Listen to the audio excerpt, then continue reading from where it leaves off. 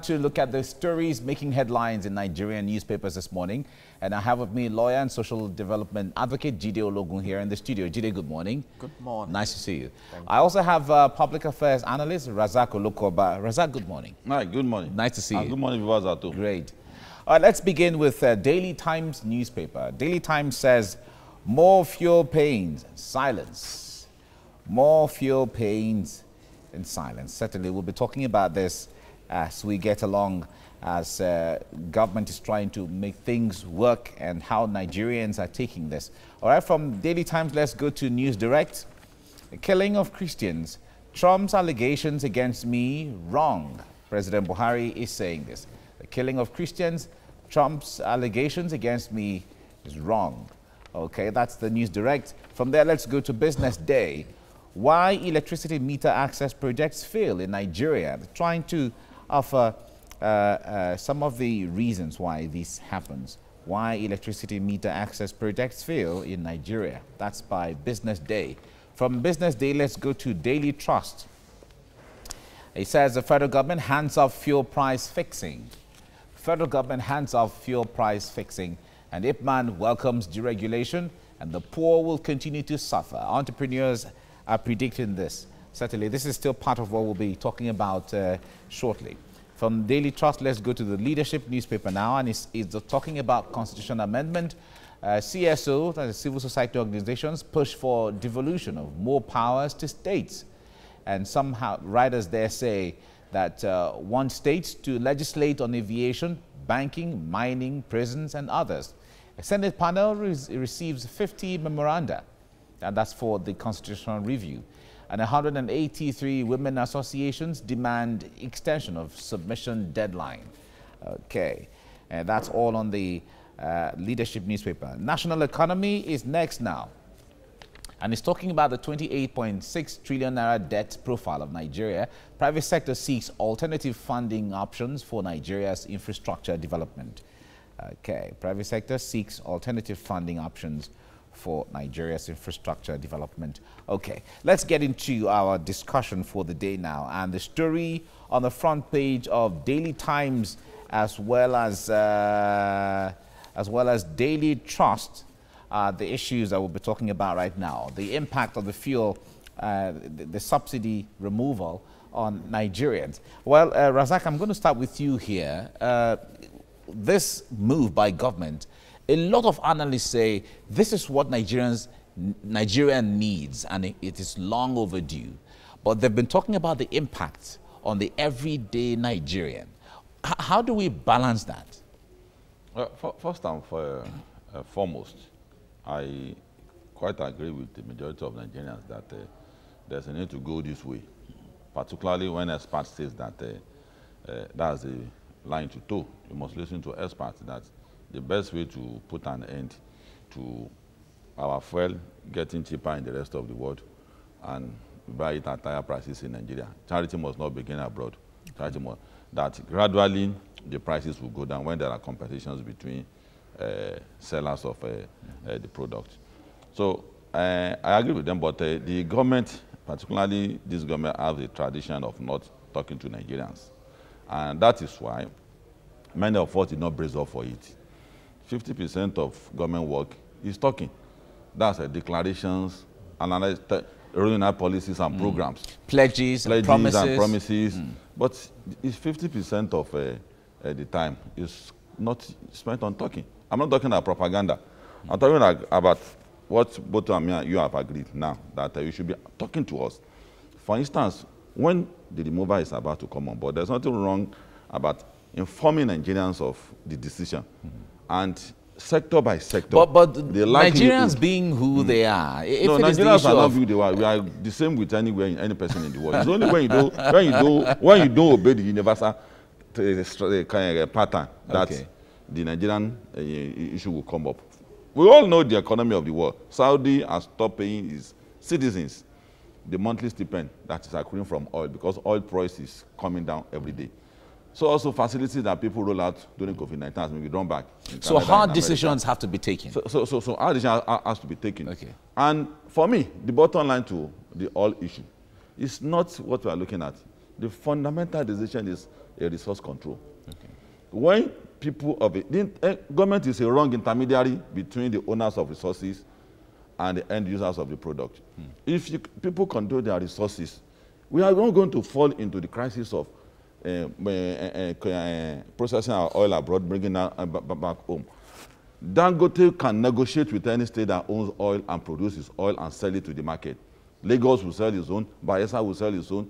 In the north, if you have gold, bring it, let us do a trade by barter. Okay. So we must begin to look at it. The immediate solution to it is what Nigerians look at all time. Okay. And we have been in it since 1966. Exactly. 1966. So we should have fashioned out a formula for this right now. There should be a resource control. Even the tariff, devolve power to the state. Let state begin to generate power. I don't know why taking the right decision we'll get there. We'll get there, Razak. We'll get there. Now, the point there is, Jide, let me bring you in here. He's talking about the issue of resource control, which has caused a lot of debate and caused a lot of agitation in the past. But certainly, an analyst will say, of course, that's the way to go. We had a deregulated economy in the First Republic where every region had its own. But we're narrowing it down to oil right now. What do you see going forward? The resource control he referred to is more towards the restructuring. And I believe Nigeria resource control, restructuring, are they not the same thing? Because all these resources are under the control of the federal government. Okay. And for me, it's about how you control it. Now we are talking about pump price or PMS. What is the price that the market has get it from PPMC? Around 150. At the landing cost. And so how will that go down should be our concern. Why should we be importing a PMS into this country? Do you know that right now, Nigeria Republic, that started in 2011 in commercial activities and refining, is importing fuel into Nigeria? Do you know that I think Algeria and Egypt have about 13 refineries capacity, and Nigeria that has the first refinery in 1965 has 4 now that are not functional. United States has about 135 functional refineries as at 2019. States control resources, so the states that control their own resources there. What we are saying, you see, I think it demands the governance mindset of Nigeria. And I can let you know, if we don't change this culture, whether Bayelsa State is managing the resources or not, look at all the scam that we are hearing about NDDC. We need to deal with greed in this country. Now we have refineries that are not functioning. How much have we spent on the turnaround maintenance? You see, so if you don't refine the crude oil you have, then you have to pay the premium. Do you even know we are losing byproducts like methane and all those things that should come? So when are we going to wake up? What I want is for us to discover that prosperity does not speak any particular language, and it is not regional sensitive. So if we engage our resources, by now we should have about 14 refineries in this country. We have spoken about modular refineries. So if you don't produce it, you have to pay a high premium. You don't have a control over the global market fluctuations. You must be exposed to that shock. Like you said, Saudi Arabia is adjusting, but it's not the capital of poverty. And so you must prepare for the next normal. We are talking about the new normal.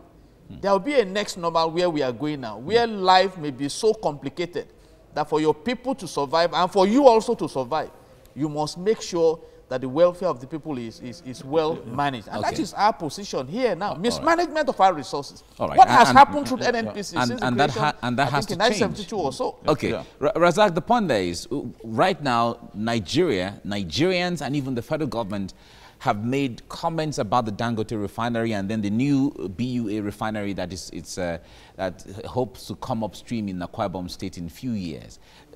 Would that be the game changer for all of do you know what Dangote is going through? The sabotage is going through. Sabotage? Yes. You call it sabotage? I know of a lot of people. Why do you call it sabotage? I know a lot of Dangote should be working by now, but a lot of people are sabotaging Dangote from coming up. Ditto for many people. What I'm saying is that the precision and accuracy at which the state will control their resources will be different from the federal government will control it. Federal government has a lot in its hand, and there can't be that precision. The money you refer to belonging to Nigeria is because of the government intermediary. If the state that control their resources, nobody from other states will come and preside over the fund that belongs to the NDCC. It's the state fund. So what we are saying in essence is that let the resource. Okay, what do you think is happening? The bandits in Nasarawa and Taraba State. Why did the bandits? It's a clear language that you can't take our resources to the center. We mine our gold illegally. You can't use our money the way you are spending oil money and dunking around the world, and appearing big outside while Nigerians are hungry. So the solution is that Nigeria don't want to look in that direction. And that's why we take a step forward and 10 steps backward. Let's take the right direction. Maybe with the word restructuring, scare some people. Maybe people thought resource restructuring is anti some people, or anti some region, anti some tribe. It's not. It's an administrative language. Let's begin to change it that resources must be controlled. The federal government can't control oil sector and we will prosper. Why is it that other countries are prospering? Why are we not prospering? All right. Federal government as an intermediary is wrong. Right. They can't be that accuracy and precision. Okay, let's look at some of the papers we have today. We do have the Daily Times. Most of them are talking about the fuel subsidy. We do have the Daily Times, and in the front page of the Daily Times, it says here, more fuel pains silence. More fuel pains silence. Also, we have News Direct, and it says, killing of Christians, Trump's allegations against me wrong. And that's coming from President Buhari. We also have the Business Day, and it says why electricity meter access projects fail in Nigeria. Why electricity meter access projects fail in Nigeria. There has been gained a lot of attention in terms of metering. But away from that now to the Leadership newspaper, where it says Constitution Amendment, CSOs push for devolution of more powers to states. The writer says want states to legislate on aviation, banking, mining, prisons, others. Senate panel receives 50 memoranda, 183 women associations demand extension of submission deadline. And away from Leadership, we have the national economy, and it says 28.6 trillion naira debt profile. Private sector seeks alternative funding options for Nigerians' infrastructure development, and that's the much we have on the newspapers this morning. A lot of them are quite centered around issues on fuel subsidy. But let's look now at the Leadership that centers around the devolution of power. CSOs, ahead of the Constitution Amendment, CSOs are pushing for devolution of more powers to states. Let's take this conversation to the guest we have here. Let me begin with you, Razak. This is ahead. We know that the Senate and National Assembly is working towards the constitutional amendment, and CSOs are saying, look, we have too many things on the executive list. Let's bring them down to the concurrent list, and they're looking at about 31 items. Well, we've been talking about this for over two decades, that the bogus activities that is in the list, on the list of the federal government cannot allow the federal government to be masters of our nation. But if you give it to the state, you become authority on our matters. And there are examples in the world that is a universal thing, that if you want your society to move at the pace the rest of the world are moving, you can't saddle so much responsibility with the federal government. Look at security. You have an IG in Abuja. With a stick, he controls 36 commissioners of police. You can't have an accurate control of the situation. States must be able to control and work out security modality for their own state. But isn't that what the community policing? Just let me quickly stay on security, because you mentioned that. But isn't that what the community policing that the president has now empowered the IGP to run with? Isn't that what that is about? Yes, that's part of it. Look at the railway. You need an enabling approval for states to put a railway in line in any state. That's funny. The power sector, what stops states from generating power? The federal government must first appoint generation of power to have light in your room. When two communities can work out agreement and begin to power their own community, you must run to federal government before you do it. And that is why you can't meter us. There's a crazy bill and all sorts of things that is coming up. It's because the precision and accuracy at which a state can run their affair, federal government can't run it like that. Even on oil sector, when we are saying that there must be resource control. It's part of the evolution of power. Resources of state is better managed because federal government is a wrong intermediary in the oil sector. That's why Dangote is being frustrated, and a lot of people want to do refinery. Since the time of June 12, the military, we have not been able to repair refinery because the money that is meant for the repairing of, it takes a lot of ton. It goes to the Senate, the House of the junior and senior minister, and several agencies. So I am one of the advocates of a resource, a devolution of power. All right, let's bring this conversation to Jide Ologu, because let's look at some of these issues on the list. There are about 31 of them, but I'll just list a few. It talks about state policing. It talks about the state joint and local government accounts. There are the issue of aviation, local government. There's also issues of local government elections. And then you have the banking, bills of exchange, construction, and then borrowing money, as well as alteration and maintenance of roads. Are these really necessary in terms of devolution of power to states? Basically, we are discussing this because the system we have adopted has failed to deliver to the people and to enhance the fortunes of the nation. So that's why we're even talking about it, that we have not managed our resources well, because if we have had an effective central system, we'll not be talking about it. For example, talk about security. You saw recently when Amotekun sprang up in the southwest, the central government was taken aback as a way of response to the fact that it appears you cannot secure Nigeria. So, and if we want to adopt what we had in the First Republic around 1963 up to 1966, where it was about regional development. That was when you had the industrial estate in Oba Akran, the Enugu, the Granite Pyramids. There was healthy competition, and Cocoa House was not built with money from the federal government, but generated within. So, and you saw regions engaging their resources resourcefully. But right now, the center is controlling it, and there is a gross suspicion that the interests of all the regions are not carried along. And that's why right now the water bill that is before the National Assembly is keenly contested, because you cannot tell that you will benefit from it. Let's look at the areas of revenue drive in the country.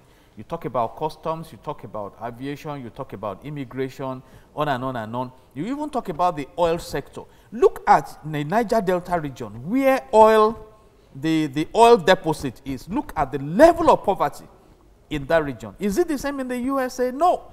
So I think we are discussing this because we have failed to deliver on good governance. And whether if we now devolve power to the regions or states, they will do well, is also a concept of whether we will deal with the mindset of corruption. Because whether at the macro level or micro level, if we have not decided to let the people benefit from their resources. I was just about to go there, and let me come to you, Razak. So I was just about to go there, because there are people who are of the opinion that, look, irrespective of where power lies, or, whether you devolve, bring everything down to concurrent list, it depends on the person who is in power. And if you still have states going to the federal government for allocation, then what's the point of devolving power? No. You see, that's why the end result of what we are doing, we still come back to a fundamental restructuring of our nation. See, he said that things are, they can't deliver. If you bring a car that is not tropicalized to Africa, you should know the result. It won't work well. This system is an institution that produces qualitative people. It is an institution that is itself a corruption. For instance, now you have 36 Commission of Education. You have Senior Junior Minister on Education. You have agencies on education. On that lean budget of education, that is the reason why our children don't have money to do research in their laboratories.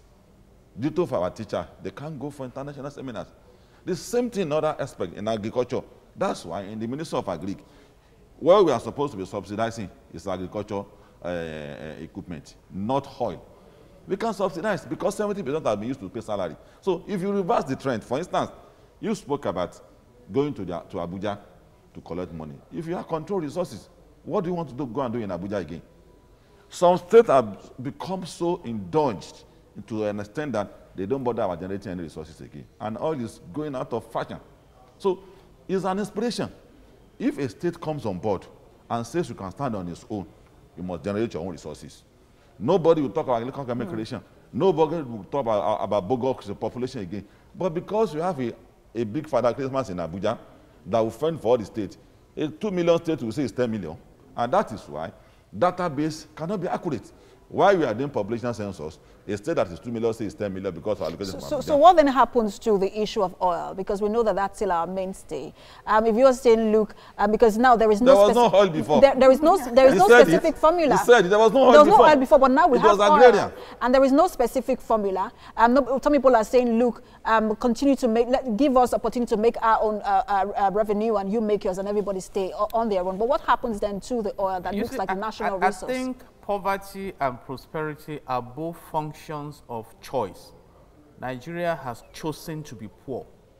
The UAE has oil, and the resources have been engaged to empower the people. We also have oil, and we have decided to strangulate the potentials. So who is to blame? And that's the big question. We have, like you brilliantly mentioned, we have the NNPC, PPPRA, PPMC, different agencies. What has the Ministry of Petroleum, Federal Ministry of Petroleum Resources delivered to Nigeria? Can we really do a forensic investigation of what is going on there? So the fact that Nigeria is poor is a matter of, and that's what we are saying, that's the regional suspicion I have brought into it. Who are the people benefiting from this money?